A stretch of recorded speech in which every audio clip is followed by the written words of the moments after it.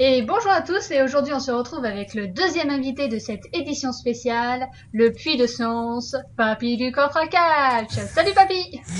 Salut ma petite Marie. Ladies and gentlemen, my name is Papy, Papy du coffre à catch, the special one behind the one in one YouTube channel. Écoute Mabi, je suis vraiment très content de passer un petit moment avec toi là pour cette interview, pour Wheel of Catch, pour parler un petit peu de notre grande passion à toutes et tous, qu'est la lutte professionnelle. J'espère que tu m'entends bien d'ailleurs. Oui, c'est parfait. Bon, nickel. Bah écoute, on peut commencer quand tu veux. Déjà, tout d'abord, comment vas-tu? Ah ouais, moi ça va. Ça va, bon. Ça va. L'été se termine un petit peu chez moi. C'est un peu triste. Au moment où vous nous écoutez, on enregistre ce Wheel of Catch le mardi 26 août. Et dans ma Bretagne, en ce moment, l'été, j'ai un petit peu l'impression qu'il se termine doucement mais sûrement. Entre quelques éclaircies et quelques averses. C'est la fin des vacances. C'est bientôt la reprise, malheureusement. Dépression active. Donc, toi, quand est-ce que t'as découvert le catch et comment? Vas-y, raconte-nous tout. Alors, j'ai découvert la lutte professionnelle il y a déjà un bon moment en arrière. Il me semble que c'était en 1993 ou en 1994. Alors, à l'époque, mon oncle tenait un bar, donc il était le proprio de son bistrot. Et je me souviens, j'étais avec mon père et mon frangin. On attendait le match de football de Ligue 1 de l'après-midi, du samedi après-midi. Il me semble d'ailleurs que, vu que, tout le monde ne peut pas être parfait, je suis un supporter du FC Nantes, donc amis supporters nantais, bonjour. Anti-supporter nantais, dommage pour vous. Et il me semble que c'était un Nantes-Paris Saint-Germain. Donc la Ligue 1 s'appelait à l'époque la Division 1. Et avant de tomber sur ce match, donc évidemment on était sur Canal+. Et à ce moment-là passait Raw sur la chaîne cryptée. Et donc, comme vous voyez, je suis vraiment tombé par hasard sur le catch et la lutte professionnelle. Et à l'époque, c'était même encore commenté pour les anciens, un petit peu comme moi, ceux qui ont la trentaine bien tassée, qui approchent de la quarantaine ou qui ont même un petit peu plus que la quarantaine. Vous devez savoir, si vous avez connu comme moi ou Sioni Jean la WWE, quand elle s'appelait encore la WWF, c'était donc commenté par Raymond Rougeau et Jean Brassard, un duo de commentateurs québécois.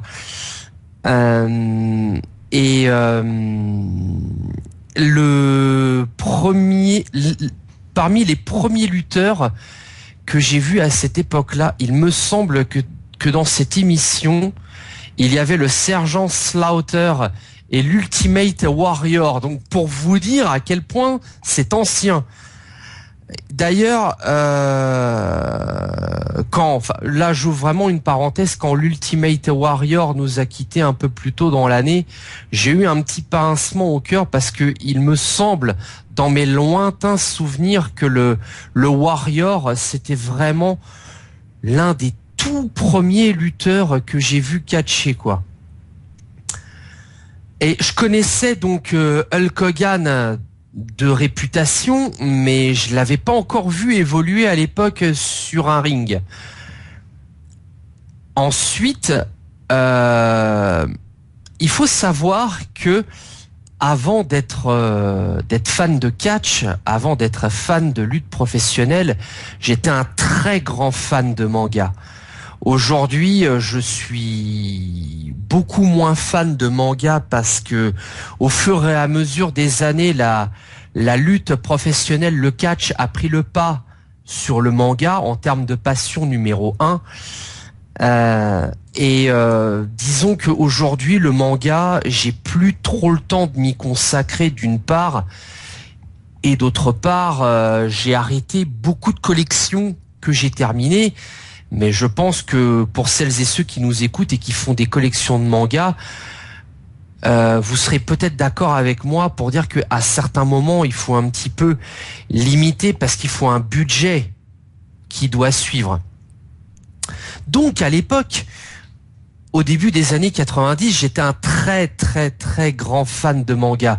Et bien sûr, étant à un âge de la trentaine bien entassé, parce que j'ai beau avoir pris le pseudonyme de Papy du coffre à catch, je n'ai pas 70 ou 80 ans.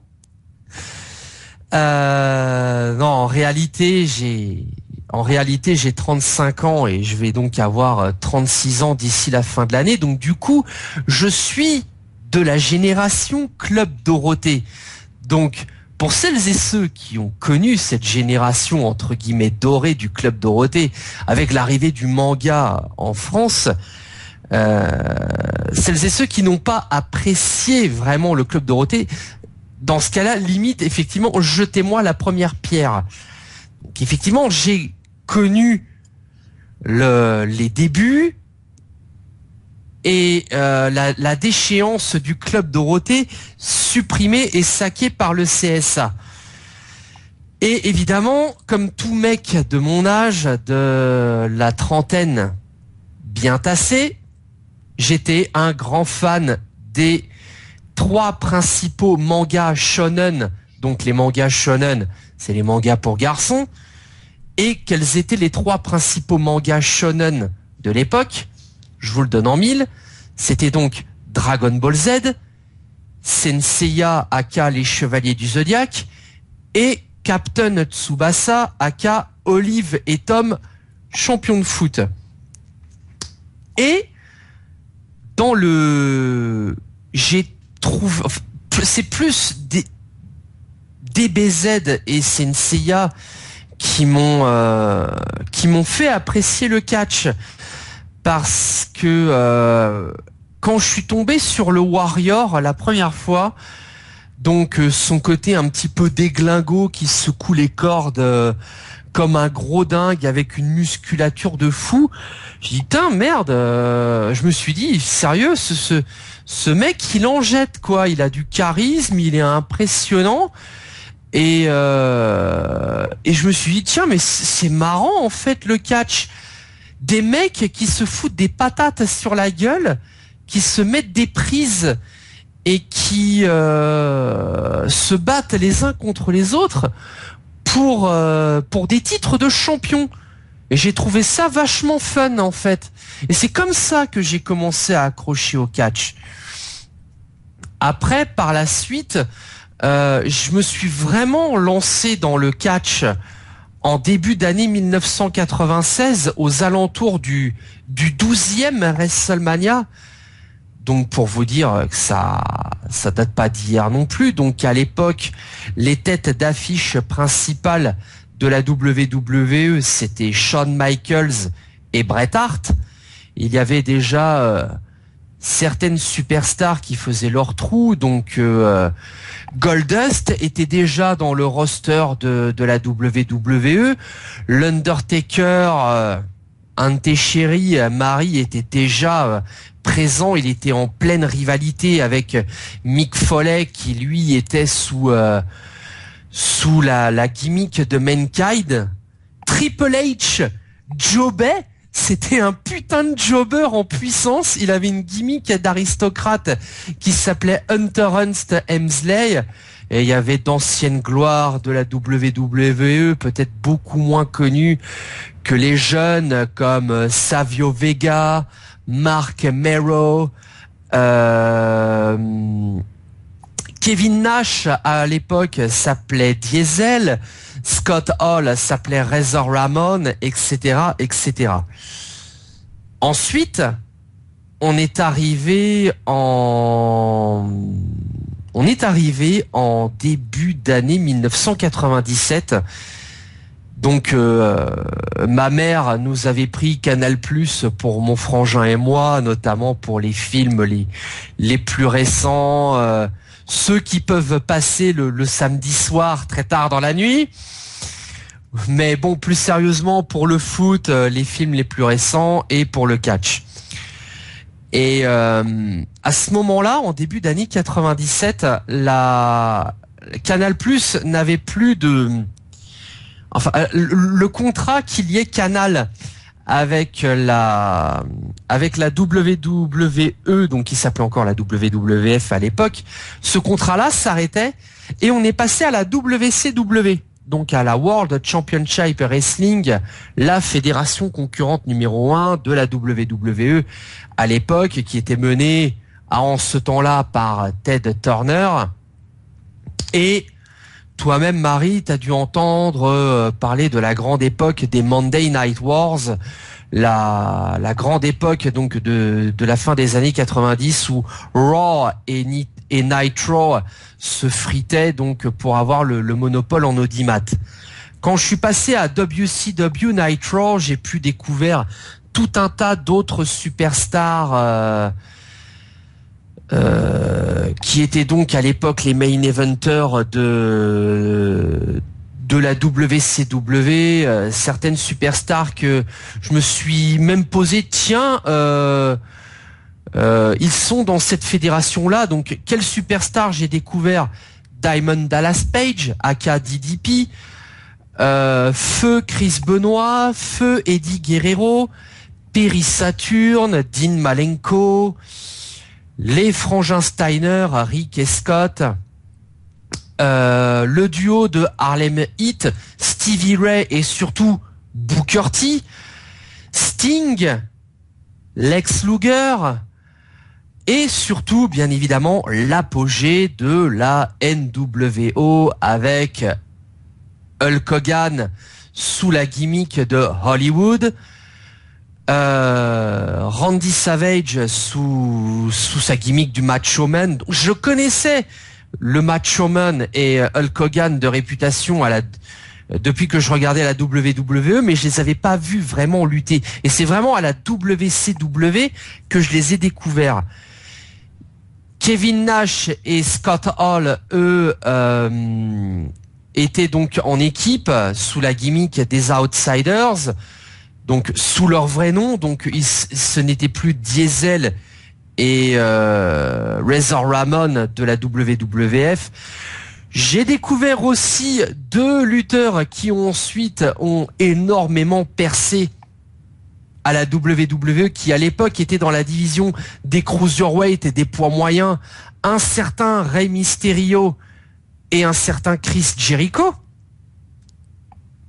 Et puis de fil en aiguille, d'autres superstars comme Goldberg, etc., etc., etc.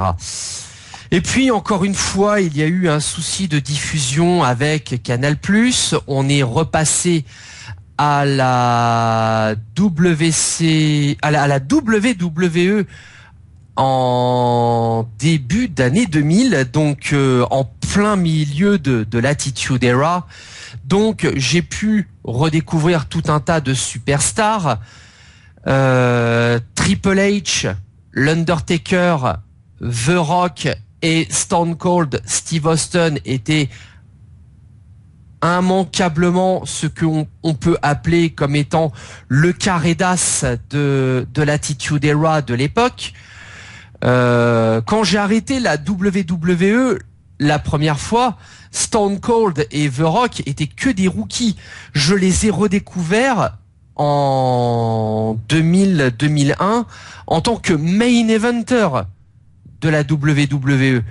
Tout un tas de superstars de la WCW ont bifurqué à la WWE et inversement, des superstars de la WWE sont partis à la WCW. J'ai pu découvrir aussi d'autres lutteurs, notamment Kurt Angle. Après, à partir de 2002-2003, j'ai un petit peu lâché le catch pendant environ 2 ans et demi. J'étais beaucoup moins concerné par par la lutte professionnelle. Je regardais quand je tombais un petit peu dessus. Donc j'ai pu découvrir notamment vraiment très vite Brock Lesnar à l'époque.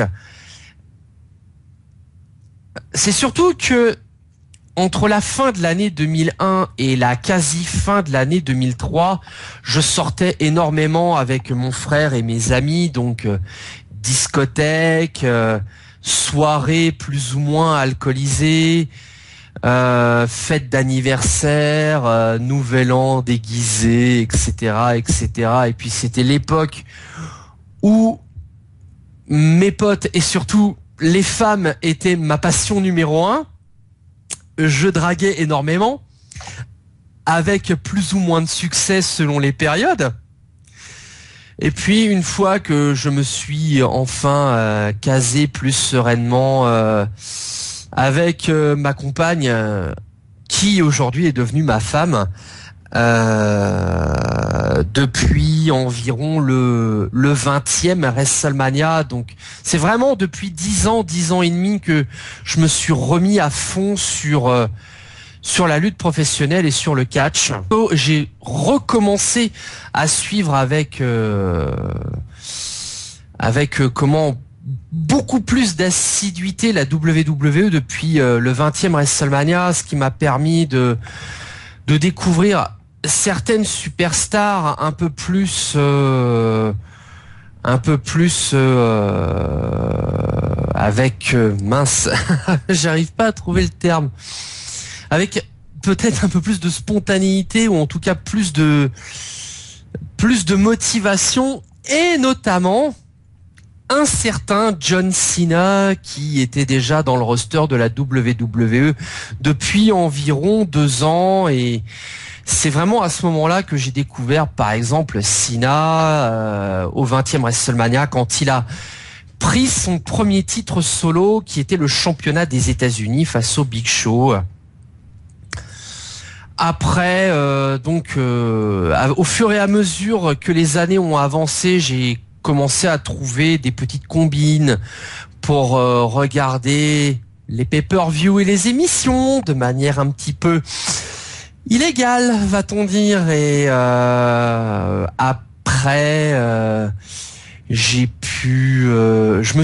commencé à m'intéresser à la TNA à partir du début d'année 2006. Et j'ai vraiment commencé à suivre avec beaucoup plus d'intérêt et d'assiduité cette fédération il y a environ 5 ans, à partir de septembre 2009. Donc voilà à peu près mon parcours. D'accord. Et qu'est-ce qui t'a plu ou qu'est-ce qui t'a déplu dans le catch? Alors, il y a pas mal de choses qui me plaisent ou qui me déplaisent en termes de lutte professionnelle. Moi, d'abord, j'aime bien quand un lutteur, une lutteuse, des lutteurs ou des lutteuses me vendent bien une storyline. Quand ils savent me vendre du storytelling, me vendre une rivalité et une histoire. Ce que j'aime aussi, c'est voir les lutteurs techniques sortir leur arsenal et que ce soit vraiment qu'il y ait une prise ou un coup porté à l'instant adéquat. Pour moi, il y a des lutteurs vraiment techniques avec qui je ne peux vraiment pas m'ennuyer sur un ring. Donc il y avait CM Punk, mais bon, tout le monde sait malheureusement qu'il a quitté la WWE avec l'histoire que l'on sait depuis fin janvier. Je pourrais te citer Daniel Bryan, Dolph Ziggler et tout un tas de lutteurs de la TNA. C'est assez marrant parce que à contrario, la WWE est la fédération la plus connue, et autant je considère qu'il y a peut-être plus de talent dans le roster de la TNA. Bon, il y a AJ Styles qui ne fait plus partie de cette fédération, malheureusement, mais il y a encore tout un tas de lutteurs dans cette compagnie qui techniquement me vendent du rêve. Austin Aries, Samoa Joe, le duo des Wolves, donc Davey Richards et Eddie Edwards, etc., etc. Tous les lutteurs que je viens de citer, comme Kurt Angle aussi, ce sont tous des mecs qui me vendent du rêve d'un point de vue in-ring. Ce qui me déplairait dans le catch, c'est clairement les lutteurs et les lutteuses qui servent à rien. Les lutteurs qui tu mettrais une plante à la place, ce serait pareil. Et j'aimerais vraiment que la WWE fasse un ménage dans son roster de divas, parce qu'il y a vraiment des filles comme Eva Marie ou Cameron qui ne servent à rien. Et on a des lutteurs aussi comme par exemple le Great Khali qui ne servent à rien et qui bouffent du spotlight à d'autres superstars. C'est affreux. Ce qui me déplaît aussi, par exemple, dans le catch en général, c'est quand, par exemple, la WWE prend des risques mais ne va pas au bout de ses idées ou qu'elle ne prend pas assez de risques. Je prends par exemple, justement, au jour où on enregistre cette vidéo, comme je vous le disais, on est le 26 août 2014, SummerSlam est un petit peu derrière nous. Je considère que, par exemple, le bottage de cul, désolé pour la C-Nation française, je m'excuse d'avance vraiment pour les fans et les supportrices de John Cena. Je considère par exemple que le bottage de cul qu'a subi John Cena à SummerSlam par Brock Lesnar, c'était une bonne idée.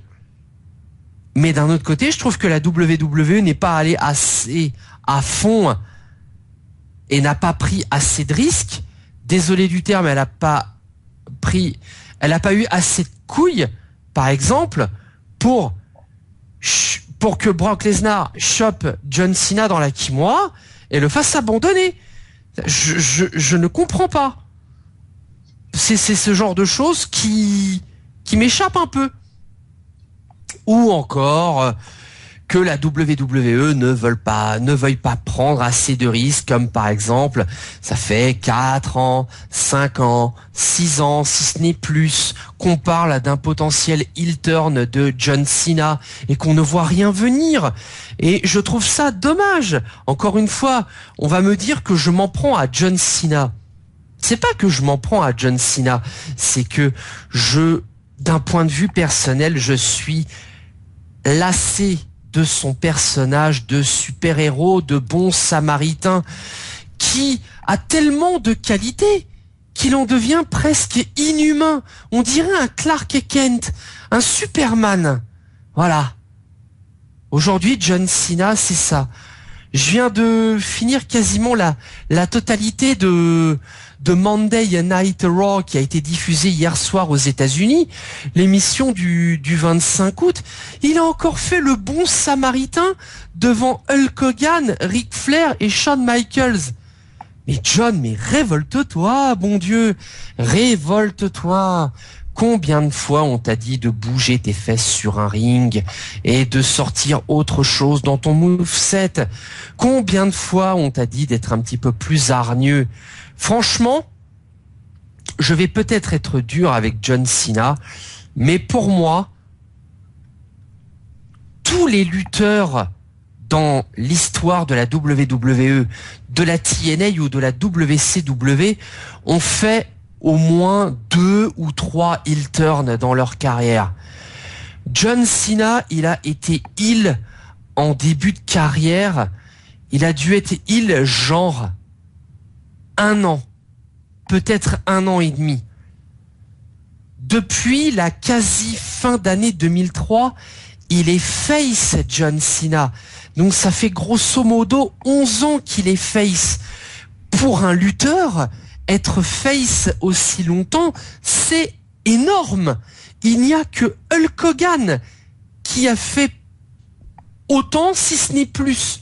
Et encore, par la suite, Hulk Hogan a fait 2 ou 3 heel turns dans sa carrière à la NWO lors de sa période WCW.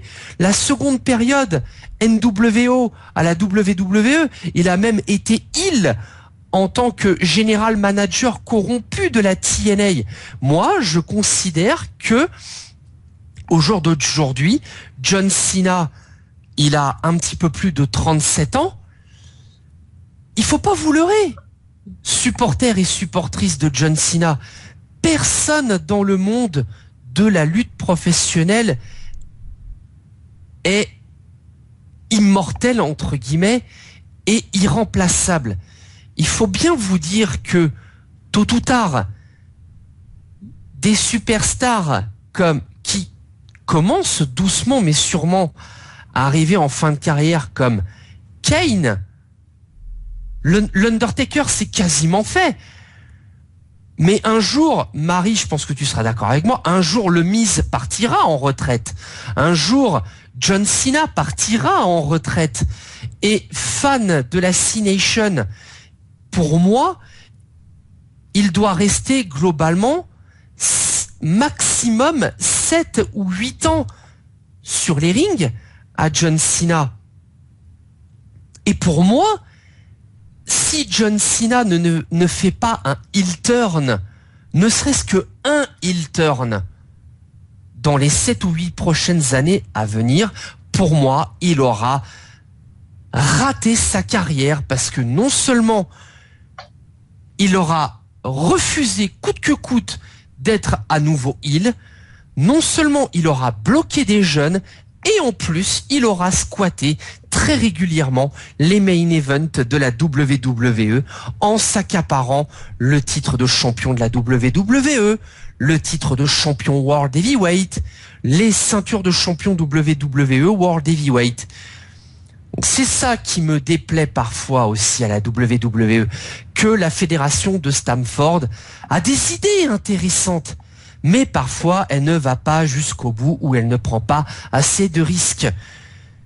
Et alors là, j'aimais vraiment un énorme plan sur la comète. Ce qui me ferait plaisir, moi, ce serait un dérivé de retour de l'Attitude Era. Je vais sortir des propos purement mecs, mais à la base, le catch, la lutte professionnelle, c'est pas vraiment un programme pour les enfants. C'est plutôt un programme pour les ados, les jeunes adultes. L'Attitude Era, à l'époque, elle a cartonné niveau rating. Pourquoi? Parce qu'il y avait des storylines qui étaient osées. Les filles, les lutteuses ou les filles qui étaient dans le roster de la World Wrestling Entertainment savaient, c'est un petit peu pervers ce que je vais dire, mais elles savaient nous vendre du rêve, en quelque sorte, en vendant un peu plus leur corps, dans la limite du raisonnable, bien sûr.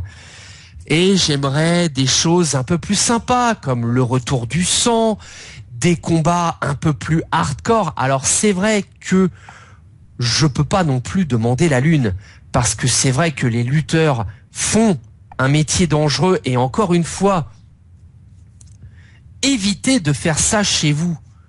Enfin, surtout ne commencez pas à faire des attitude adjustment ou des power bombs sur du terrain en herbe, ou encore pire sur de la terre battue, sur une route goudronnée ou sur une table. Non, pitié quoi.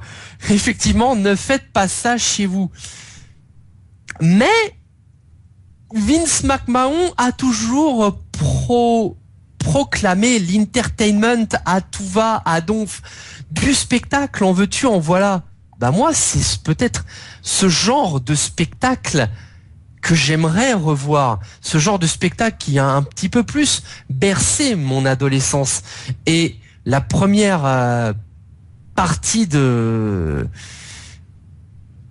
ma première période en tant qu'adulte. Voilà. D'accord.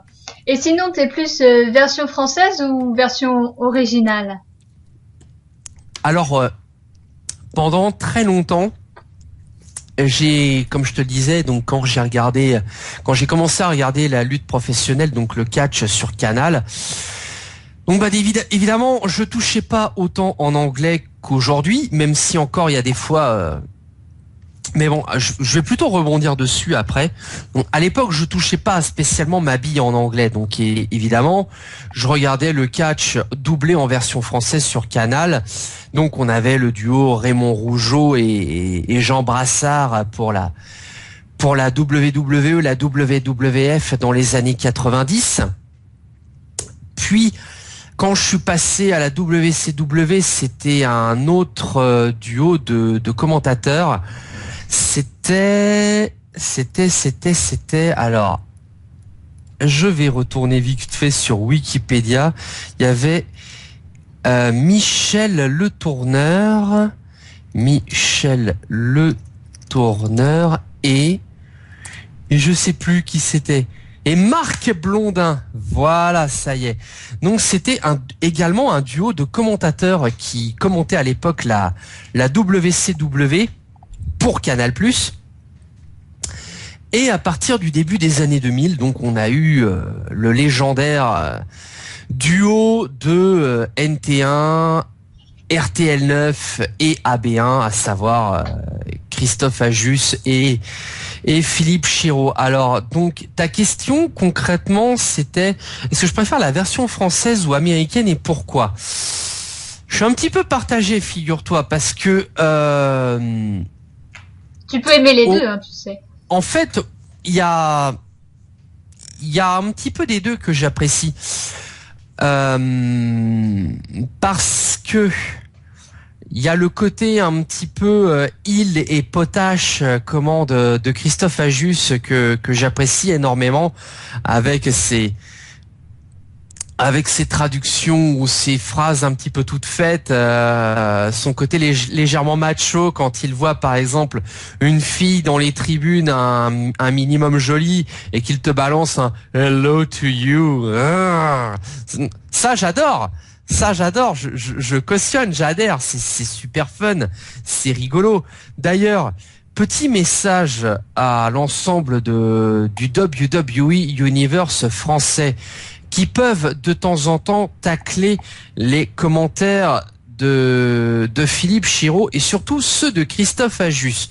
Parce que je lis et j'entends beaucoup de choses sur Christophe Ajus. Ce qui me surprend quand même, c'est que même ce commentateur-là se fait parfois insulter.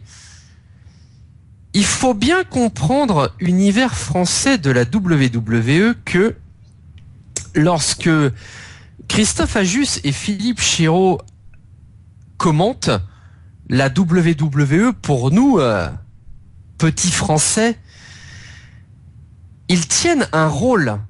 Et de tout temps, ça a été comme ça.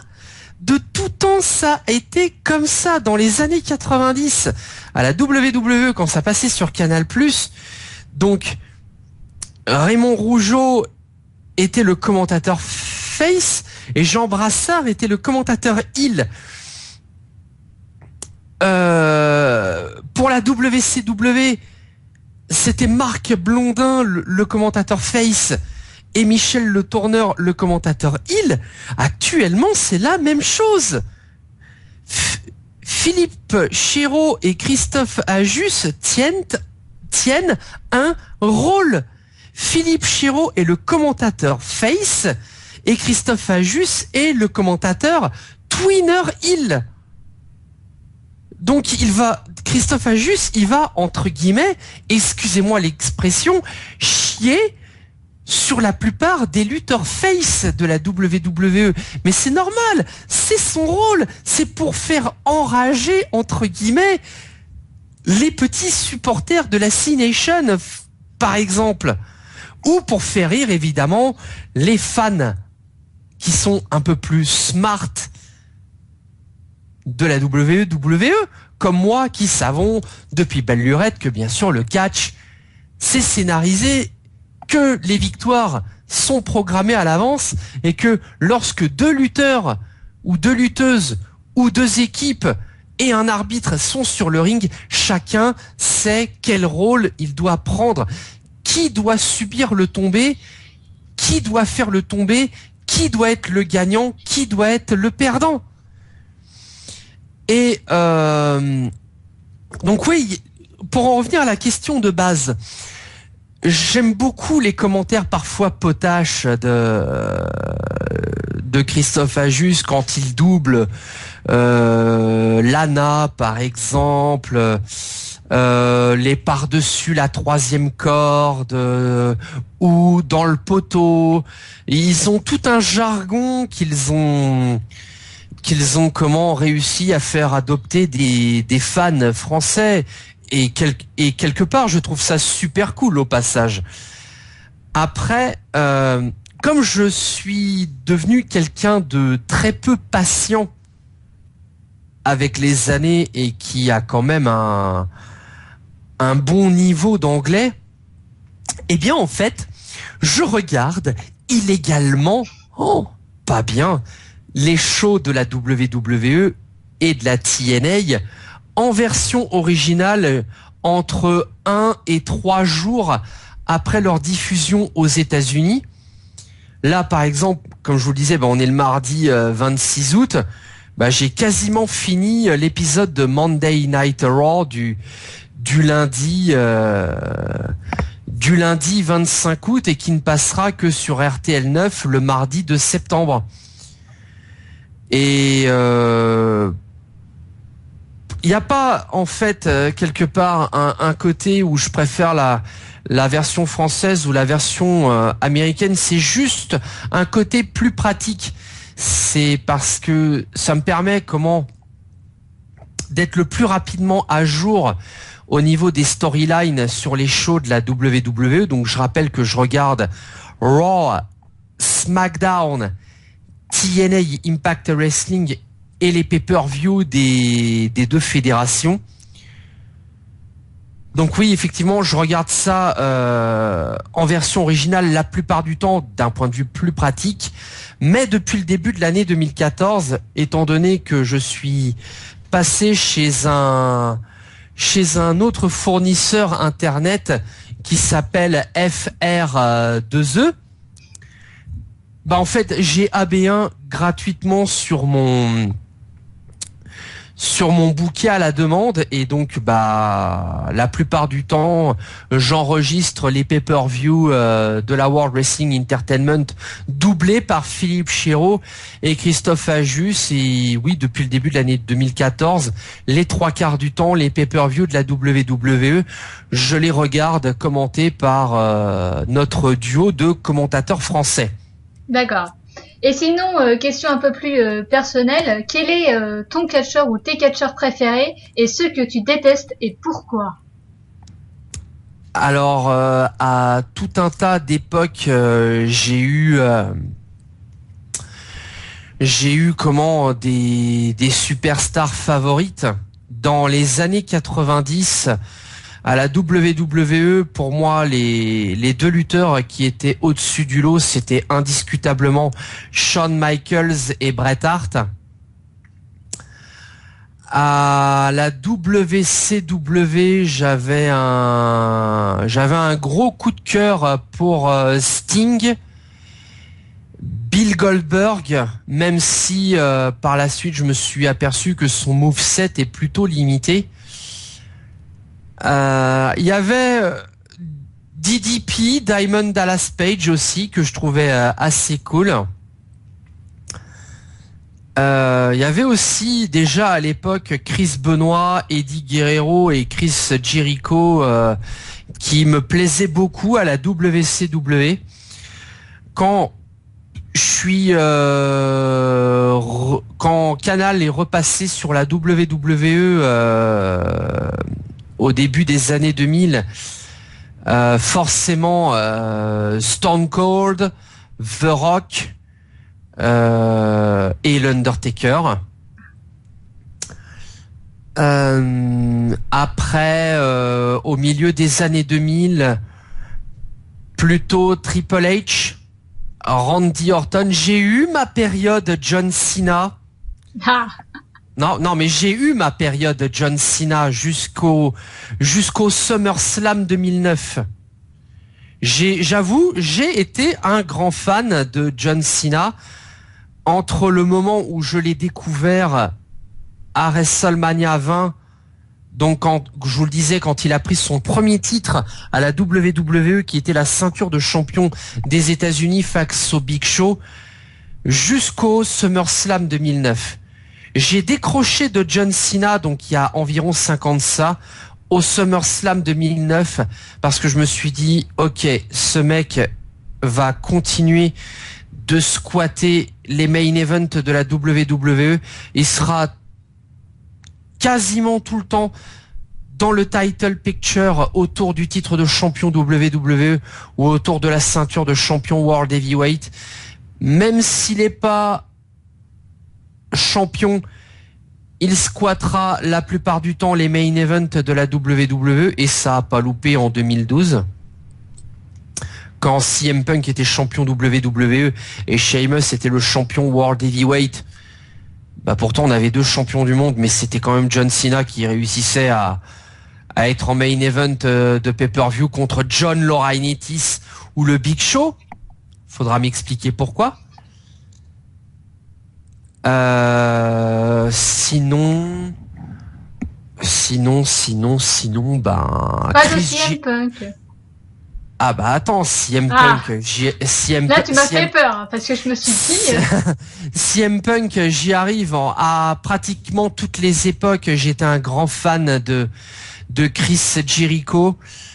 Et oui, sur les 2-3 dernières années, honnêtement, à la WWE, pour moi, le quatuor qui ressortait le plus du lot, c'était bien sûr en tête et de loin CM Punk, suivi de Daniel Bryan, Dolph Ziggler et Cody Rhodes. Maintenant que CM Punk n'est plus à la WWE, j'ai envie de dire malheureusement, j'ai de gros espoirs sur l'avenir que je fonde sur des lutteurs comme Dean Ambrose, Seth Rollins, Bray Wyatt, Dolph toujours et encore. Il y aurait qui d'autre aussi comme petit jeune qui pousse un peu. J'espère que Barrett aura en temps et en heure le spotlight qui lui est dû. J'espère quand même aussi quelque part que ton Mizu d'amour ne sera pas trop remis dans l'ombre, parce que c'est quand même un lutteur que j'apprécie et qui a un grand talent au micro.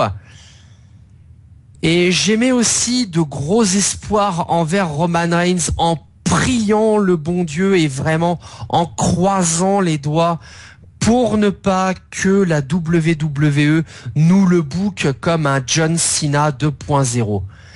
Sinon, bah, pour celles et ceux qui nous écoutent et qui suivent la TNA, il y a pas mal de lutteurs que j'apprécie beaucoup, hein. AJ Styles, même s'il n'est plus dans le roster de la fédération d'Orlando, Samoa Joe, Kurt Angle, Davey Richards, Eddie Edwards, etc. Après, donc tu me disais mes lutteurs détestés. Voilà. Alors, il y en a un que je peux pas saquer par-dessus tout. Et pourtant, son thème musical me fait beaucoup rire, parce que il m'arrive des fois de danser dessus comme un con. Non. C'est le Great Khali. Le Great Khali, je suis désolé, il ne sert à rien. Il ne sert à rien, ce mec. Il a quelque part plombé le push de Jinder Mahal. Il a été champion World Heavyweight il y a des années en arrière. Son règne, il a duré 2 mois. On se demande comment. En plus, il a bloqué Hornswoggle avec lui. Ça, limite, c'est pas grave. Mais pour moi, le plus grave, c'est que Natalia, à une époque, était sa valette. Et là, j'ai fait, oh mon Dieu! Non, mais le Great Khali, Oh putain. Il a les genoux pourris de Rey Mysterio. Il a la rétention d'eau de Matt Hardy. Je suis désolé, Marie. Au jour d'aujourd'hui, il se déplacerait presque comme l'Undertaker dans 3 ou 4 ans. Parce que limite, il faut un déambulateur au Great Khali pour marcher. Et ce mec, il a le charisme d'une huître. Il a le charisme d'une huître et on l'appelle le Punjabi Playboy. T'as vraiment envie de rouler une galoche avec la langue à ce mec? Non. Bon. Rassure-moi. Et évidemment, en termes de lutteuses, les lutteuses que j'apprécie pas, les lutteuses potaches qui ne servent à rien et qui n'ont pire que tout, qui n'ont aucun talent sur le ring, genre Rosa Mendes, genre Eva Marie, genre Cameron, etc., etc. Alors à contrario, il y a tout un tas de lutteuses qui, par le passé et aujourd'hui, me vendent du rêve. Il y a eu des superstars comme Jazz, Mickie James, Trish Stratus, Lita, Mickie James, Gail Kim qui continue aujourd'hui de lutter à la TNA et qui est d'ailleurs ma lutteuse IFED sur le wrestlingfootball.xou.it qui est notre forum. D'ailleurs, petite publicité, si vous voulez vous joindre à l'IFED, il y a de très nombreuses places de disponibles et il y a tout un tas de superstars et de divas qui sont accessibles.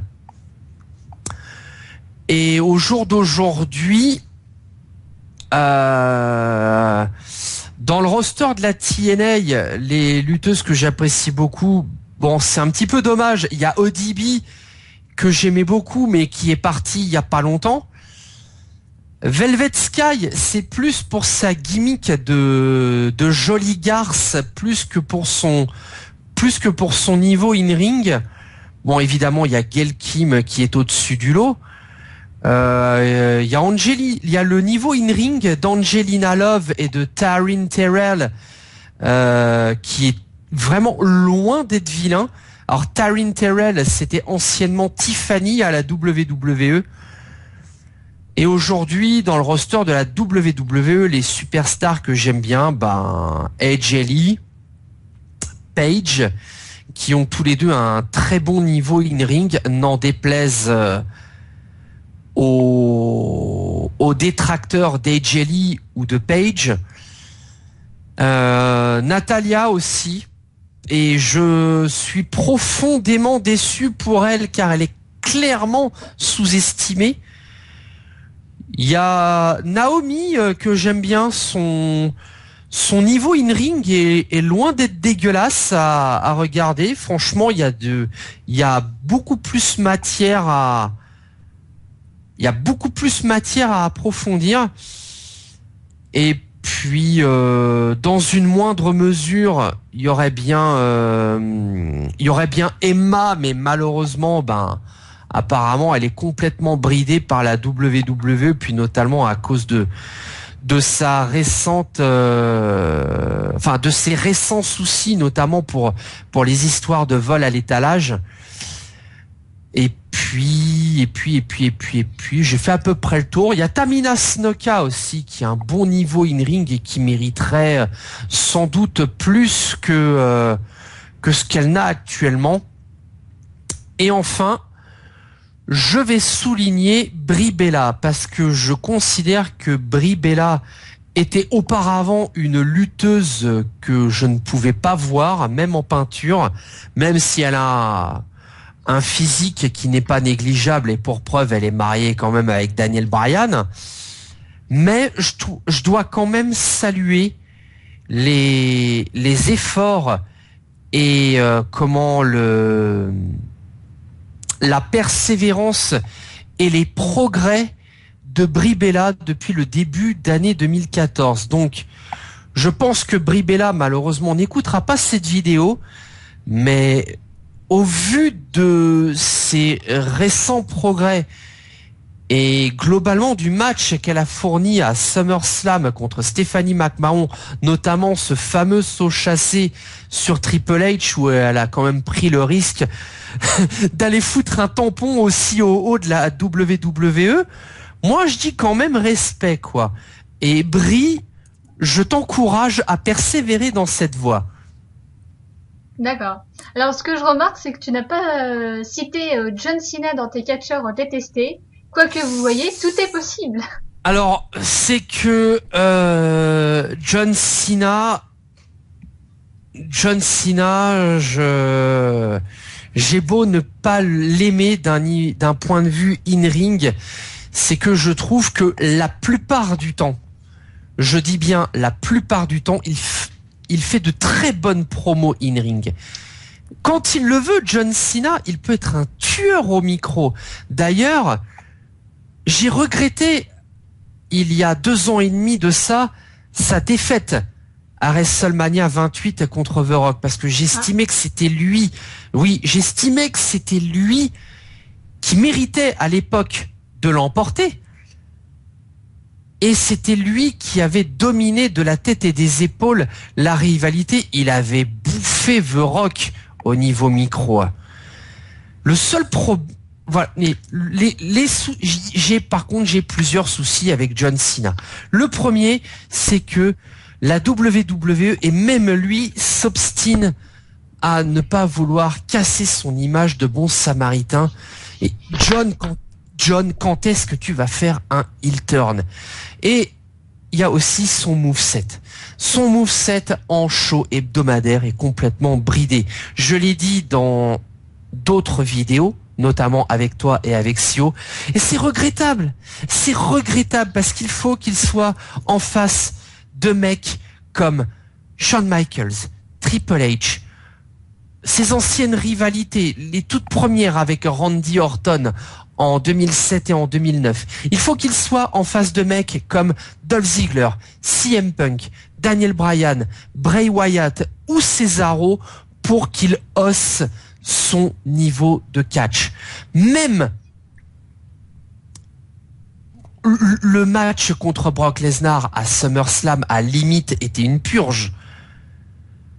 L'Extreme Rules match entre Brock Lesnar et John Cena au pay-per-view Extreme Rules 2012 a été de très bonne facture parce qu'il était stiff, il était bourrin, et même si je n'ai pas spécialement apprécié que John Cena l'emporte à cette époque-là, j'avais trouvé que le match était de très bonne facture, donc comme quoi John Cena est capable de fournir de très bons matchs. Je regrette que ce ne soit pas plus régulier et qu'il ne prenne pas plus de risques dans sa gimmick. Voilà. D'accord. Donc tu m'as dit un peu plus tôt que tu avais fait une pause. Donc qu'est-ce qui t'a donné envie de recommencer à regarder? En fait, j'ai peut-être au fond de moi un amour tellement poussé pour le catch et pour la lutte professionnelle, parce que c'est presque devenu une addiction, que je me suis remis dedans au fur et à mesure. J'essayais je savais que quand j'ai commencé à travailler à l'époque où j'étais déjà avec ma future épouse, mais que on était encore un couple à distance, c'est qu'on était séparés à la semaine, on se voyait que les week-ends et en période de vacances. Donc j'étais seul sur mon lieu de travail et je savais que Raw passait le jeudi soir sur RTL 9, déjà commenté à l'époque en 2004, 2005, 2006, 2007 par Christophe Ajus et Philippe Chiraud. Et en fait, c'est un petit peu comme ça que au fur et à mesure que je me suis remis dedans. Après, par la suite, j'ai commencé à avoir mon propre PC portable, mes propres connexions Internet. J'ai fait mon petit curieux, j'ai regardé un petit peu à droite et à gauche comment je pouvais me débrouiller pour regarder les shows hebdomadaires de la WWE, de la TNA et les pay-per-view des deux fédérations le plus rapidement possible. Et c'est comme ça que j'ai commencé après à faire en quelque sorte, mon carnet d'adresses personnel où je peux piocher dedans pour aller voir ce que je veux voir à la WWE ou à la TNA. Et comme je te le disais, au jour d'aujourd'hui, si je veux écouter Philippe Chéroux et Christophe Ajus, je vais plutôt les écouter sur un pay-per-view par exemple, puisque je suis pas spécialement non plus le genre de mec couche-tard.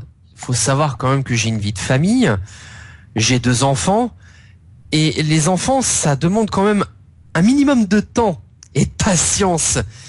Donc, ce qui fait que je peux pas vraiment me permettre de regarder les pay-per-view en live ou en semi-live dans la nuit d'un dimanche ou un lundi. Je préfère les regarder peinard dans la journée du lundi ou le lundi soir si j'ai eu une journée de travail. Et donc dans ce cas-là, je vais quand même essayer de faire en sorte de bannir pendant la journée les réseaux sociaux, les forums consacrés à la lutte professionnelle et sur les news WWE et TNA pour éviter de bêtement me faire spoiler les résultats. D'accord. Et qu'est-ce que tu penses de l'arrêt de NT1 de diffuser le catch ?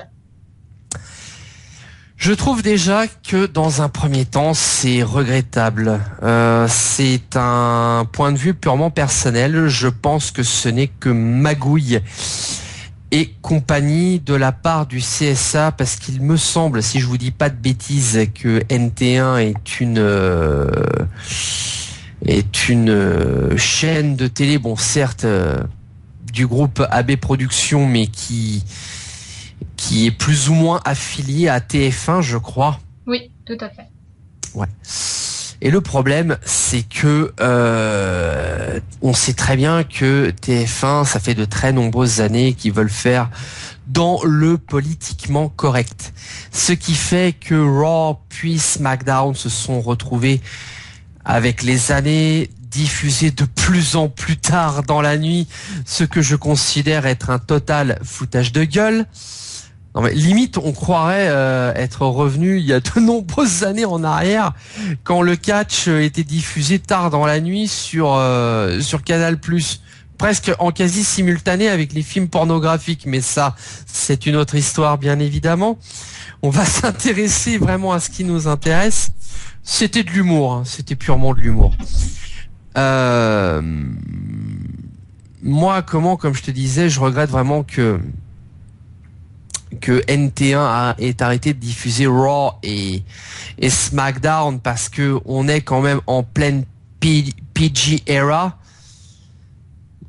Donc du coup, les programmes de la WWE sont plus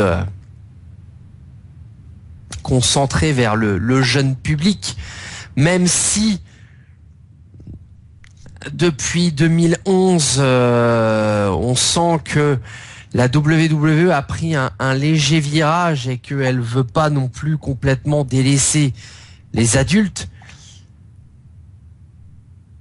Bon, évidemment, après, il faut aussi avoir le bouquet satellite ou la connexion Internet qui va avec et qui vous permet d'avoir RTL9 et qui vous permet d'avoir AB1. C'est sûr que c'est dommage pour de nombreux fans de catch en France. Mais bon, malheureusement, c'est comme ça, et j'ai un petit peu envie de dire, c'est presque regrettable que, de toute façon, j'ai presque envie de dire, c'est triste ce que je vais dire, mais l'univers français de la WWE aura beau signer toutes les pétitions du monde, si NT1, TF1 et le CSA veut faire la sourde oreille, ils feront la sourde oreille jusqu'au bout. Ils nous écouteront pas. Ils écouteront que leur propre intérêt. Et justement, tu penses pas qu'une autre chaîne gratuite rachètera les droits pour nous diffuser le catch? Très bonne question. Pour l'instant, j'en sais trop rien. De ce que je sais de mes diverses sources et sans doute des tiennes, je ne pense pas que ce soit prévu dans l'immédiat. Non, bah comme il y a AB1, ça ferait un peu doublon et RTL 9, donc ouais. Je pense que malheureusement... Après, pour celles et ceux qui ont la chance d'avoir RTL 9 et AB1, quelque part, on a quand même un petit peu de chance parce que SmackDown est toujours diffusé en intégralité ainsi que Main Event. Raw sur RTL 9 est un peu coupé parce que sur les 1h30 d'émission, doit y avoir au moins 3/4 d'heure de coupé. Donc sans doute les matchs ou les segments les moins intéressants. C'est un peu regrettable, mais bon, on va dire que c'est toujours mieux que rien. Et puis, ce que j'apprécie quand même quelque part, pour celles et ceux qui disposent justement de RTL 9 et de AB1, faut savoir que les shows, en fonction de leur diffusion, ils sont diffusés entre seulement 1 à 2 semaines de décalage avec les États-Unis. Ça, c'est quand même un plus. Faut savoir que il y a 10 ans en arrière, les diffusions de Raw sur RTL 9 pouvaient avoir entre 1 mois à 1 mois et demi de retard par rapport aux diffusions américaines. Et ça, c'est peut-être quelque chose que vous ne savez pas, jeune public. Non, moi je n'étais pas au courant. Tu m'apprends des choses. Donc oui, comme je te le disais, jusqu'à 2007-2008, quand Raw était diffusé sur RTL 9, on pouvait avoir 1 mois à 1 mois et demi de décalage avec les États-Unis. C'est effarant hein, quand tu y repenses. Oui, c'est sûr. Mais quoique, moi je m'en souviens qu'à la fin, au NT1, on savait qu'ils allaient arrêter de diffuser le catch. Ils avaient 3 semaines de retard, donc ouais. Comme quoi, hein, tout peut arriver. Et en parlant après, comme je te le disais, ils NT1 plus TF1 plus le CSA ont discrédité au fur et à mesure du temps la programmation de Raw et de SmackDown sur cette chaîne. Ouais, bah, je pense qu'ils y sont arrivés. Donc en parlant des commentaires, t'es plus Christophe Agius ou Philippe Chéreau pour la version française, JBL, Michael Cole ou Jerry Lawler pour la version originale?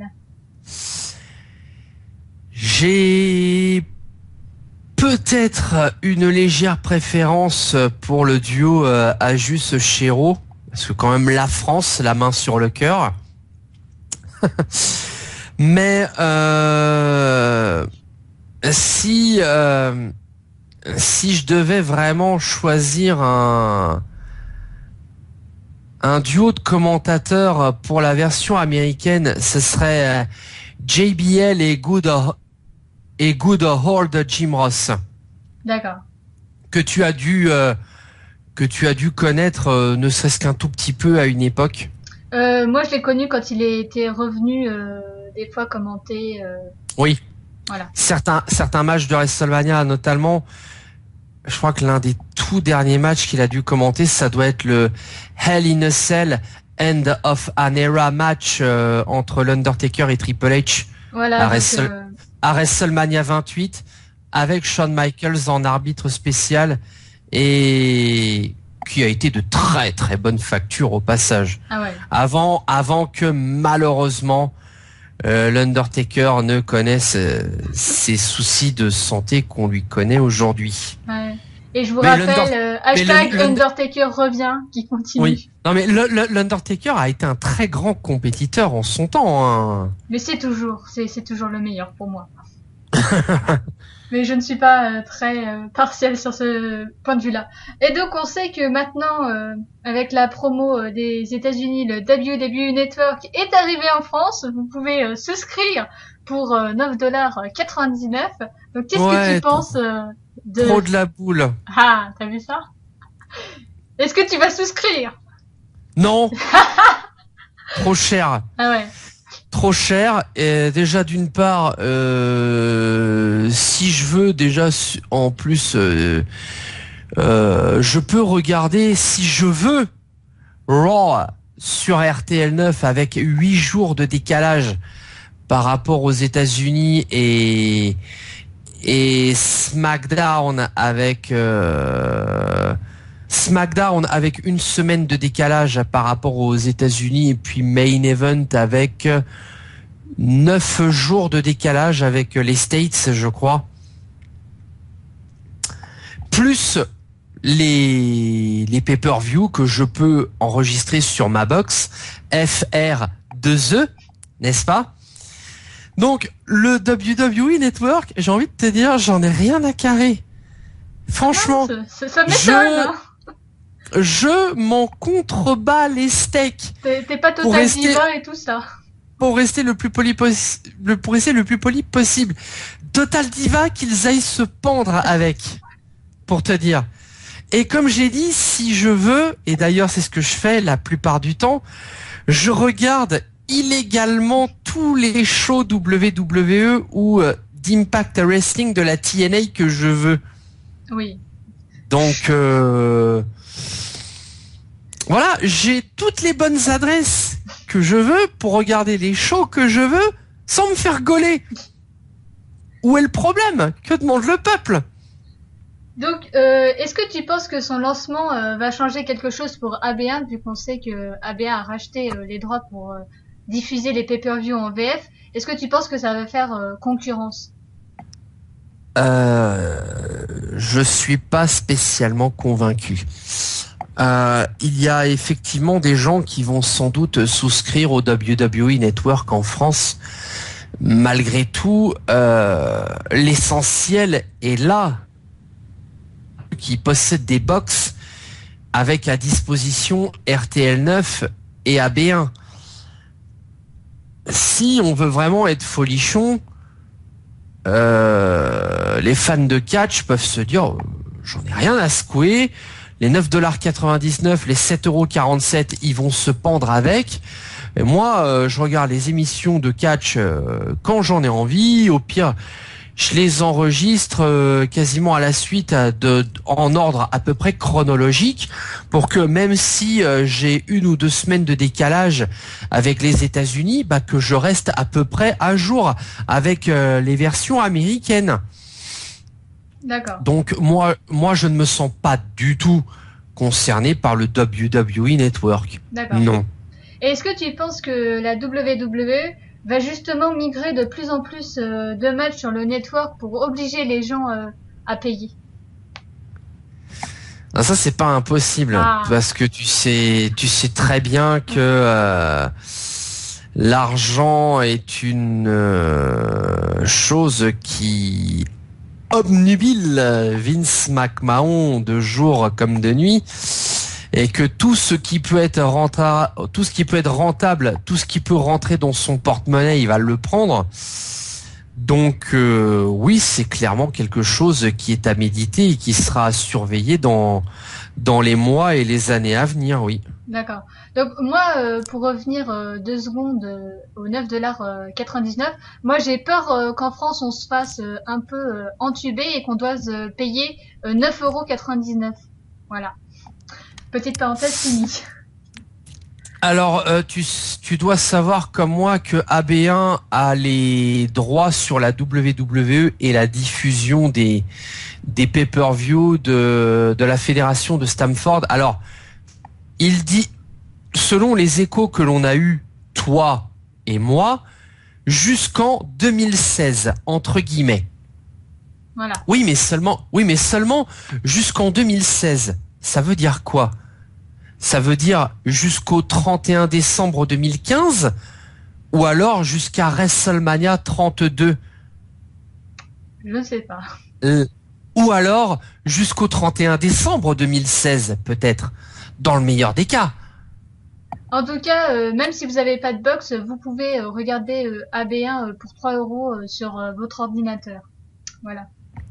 Après, donc, on ne sait pas, on ne sait toujours pas de quoi l'avenir sera fait quelque part. Non. Malheureusement, mais on peut toujours espérer que sur les abonnements les diffusions RTL9 et AB1 restent dans l'état actuel pour de très nombreuses années. Après, moi, je sais que si ça doit s'arrêter un jour sur RTL9 et AB1, j'ai presque envie de dire dommage pour les autres. Moi, j'aurai toujours mes combines pour regarder la lutte professionnelle en version originale. Mais je veux pas faire de plan sur la comète ou porter la poisse à la France. Mais c'est sûr que pour l'instant, ce qui est certain, c'est que pour les diffusions en version française RTL9 et AB1, que ce soit show hebdomadaire et pay-per-view, on est tranquille jusqu'en fin d'année 2015. Après, j'ai envie de dire, qui vivra verra. Hein. D'ailleurs, tu parles de voir des shows. Est-ce que ça te tente de voir des shows ou des pay-per-view en direct des États-Unis? De payer un billet d'avion pour aller voir tout ça? Ça reste un projet personnel. C'est vrai que j'ai fait jusqu'à présent quelques pays dans ma vie, notamment des voyages en voyage scolaire ou des voyages perso. J'ai fait 2 fois l'Angleterre, 1 fois l'Allemagne, 1 fois l'Italie. J'ai fait 5 ou 6 fois l'Espagne, 1 fois le Portugal, 1 fois les îles Canaries. J'ai fait 5 ou 6 fois le Sénégal. Je suis allé 1 fois en Guyane pour le travail. Et deux de mes projets avec Mamie du coffre à catch, c'est un jour qu'on aille ensemble au Japon. Parce que je suis un grand fan de la culture japonaise, donc ce mélange entre respect entre guillemets de l'ancienneté, les vieilles traditions et donc tout l'aspect moderne, et les États-Unis. Et il y a bien New York et Vegas qui me tenterait. Et c'est vrai que dans mes vieux jours, si j'ai suffisamment économisé et quand je serai un jour devenu un vrai papy du coffre à catch, si j'ai suffisamment économisé, me faire un voyage aux States et pourquoi pas bloquer un pay-per-view et dans le meilleur des cas un SummerSlam, voire un WrestleMania, quoi. Ouais, c'est clair que ça me tenterait, oui. Sinon, pour les moins fortunés ou ceux qui ont peur de l'avion, il y a l'option B, faire les pay-per-view qui viennent en France. Là, le prochain... c'est les house shows ou les shows live. Voilà. Donc là, le prochain, c'est le 13, je crois, novembre à Paris. Le 12. Excusez-moi, je me suis trompée de jour. Novembre à Paris-Bercy. Donc toi, je crois que tu as déjà fait 2 fois, je crois. 4 fois. 4, oh là. Bah, raconte-nous ces 4 fois, comment c'était. Est-ce que ça t'a plu? Donc, alors, effectivement, jusqu'à présent, j'ai fait 4 house shows en France. Plus précisément, j'ai fait 3 fois Raw et 1 fois SmackDown. Alors, la première fois que j'ai fait Raw, c'était en septembre 2008. Et le main event est donc à Paris-Bercy. Et c'était donc en main event, on a eu un match par équipe avec d'un côté CM Punk et Shawn Michaels contre Chris Jericho, qui était alors à l'époque le champion World Heavyweight, et feu Lance Cade, qui est mort malheureusement pour lui 2 ans plus tard. Ensuite, environ 2 ans plus tard, en novembre 2010, j'ai fait mon premier house show pas loin de chez moi, à environ 80 bornes de chez moi, donc à Nantes. Toujours avec le roster de Raw. Donc c'était avant, tout ce que je vous dis, hein, c'était bien évidemment avant la fusion des 2 rosters en 2013. Donc le house show que j'ai fait à Nantes, c'était donc le roster de Raw en novembre 2010. Et le main event, c'était John Cena contre Tomizu, qui était à l'époque Mr. Money in the Bank. Ensuite, le 3e house show que j'ai fait pratiquement 1 an plus tard, en septembre 2011, de nouveau Paris-Bercy. Là, c'était SmackDown. Je me souviens, d'ailleurs, il y a eu une bronca à l'entrée de Paris-Bercy parce que ils ont pas voulu nous laisser rentrer un peu plus tôt que prévu et on s'est mangé une averse de 20 minutes sur la gueule. Je te laisse imaginer la réaction du public qui voulait rentrer dans Bercy. Ah bah là. Et en main event, cette année-là, pour la ceinture de champion World Heavyweight, c'était Randy Orton, le tenant du titre, contre Christian. Et le dernier house show que j'ai fait, c'était de nouveau à Nantes en novembre 2012. Et donc c'était pour encore le roster de Raw. Et le main event, c'était CM Punk, à l'époque champion WWE, contre Ryback. Alors, il y a des house shows que j'ai plus ou moins appréciés. Et c'est peut-être étonnant, mais dans le contenu, c'est peut-être les 2 que j'ai fait à Nantes qui étaient les meilleurs. Alors que, à contrario, il y avait plus d'ambiance à Paris-Bercy. Par exemple, en 2011, pour le match entre Randy Orton et Christian, Randy Orton, quand il est arrivé sur le ring, il s'est fait applaudir comme s'il était en pay-per-view, quoi. D'un coup, t'as la foule qui s'est levée d'un seul homme. Bon, après, tu me diras, à l'époque, Randy Orton était face aussi, hein. Ça aide peut-être. Et c'est peut-être curieux, mais comme je te le disais, les 2 house shows que j'ai fait à Nantes étaient peut-être mieux construits dans le booking et plus divertissants sur le ring. Et donc ça te retenterait d'y aller une 5e fois? Oui, mais pas tout de suite.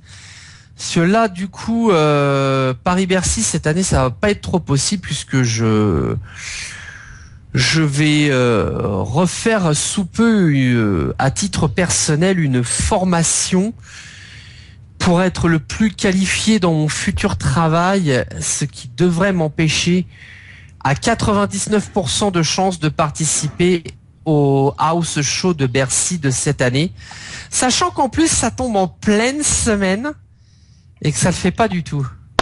D'accord. Et que Paris-Bercy, c'est un Marie. Oui. Il y a eu du bruit de ton côté, non? Non. Ah bon, bah c'est peut-être mon micro. Donc oui, et sachant que Paris-Bercy, c'est un petit peu à 350-400 bornes de chez moi. Oui, c'est vrai que ça fait loin. La Bretagne, ça vous gagne. Donc, attention, on est presque à la fin avec l'avant-dernière question. Donc, oui, je t'ai tenu le crachoir plus d'1 heure, c'est génial. C'est pas grave, hein, l'émission est faite pour ça. Donc, si jamais t'étais un lutteur de la WWE mondialement connu, sur quelle musique d'entrée ça te plairait d'entrée justement? Alors ça, il faut savoir que c'est une question que j'ai demandé à Marie de me poser. Bah oui, bah, je m'exécute, hein. Petite gorgée d'eau. Alors, sur quel thème musical j'aimerais bien rentrer? Moi qui suis en plus assez... donc déjà, ce serait plus un dérivé de musique pop, rock, métal, voire néo-métal. Si je devais vraiment choisir un thème musical, je piocherais sans doute dans les vieux albums de Linkin Park ou de Limp Bizkit, notamment les deux premiers albums studio de Linkin Park, qui étaient Hybrid Theory et Meteora, où il y a énormément de titres qui sont excellents, et deux albums que je recommande vraiment à tout fan de new metal, de metal en règle générale. C'était vraiment l'époque avant que Linkin Park ne devienne malheureusement, à mon goût, trop commercial. Et même chose pour Limp Bizkit, qui après l'album Chocolate Starfish and Hot Dog Flavored Water a bifurqué un petit peu trop dans le commercial. Donc l'album Chocolate Starfish and Hot Dog Flavored Water de Limp Bizkit, il y a vraiment du très très bon aussi dessus. Donc si vous écoutez la plupart des musiques des trois albums que je viens de vous citer, c'est clairement le genre musical que j'affectionne. Il y aurait bien aussi Cult of Personality de Living Colour, le thème musical de CM Punk, qui me tend très bien. Et en fait, c'est assez marrant, mais il y a quelques jours de ça, je suis tombé sur une version féminine. Ça a été en fait un sample. C'est donc le titre Cult of Personality de Living Colour, donc le dernier thème musical qu'a utilisé CM Punk à la WWE et quand il luttait aussi à la ROH. Et une version féminine, donc qui est samplée. Donc le titre a été mixé par ordinateur pour en faire une version féminine, et le titre, je trouve qu'il est terrible. Il est terrible.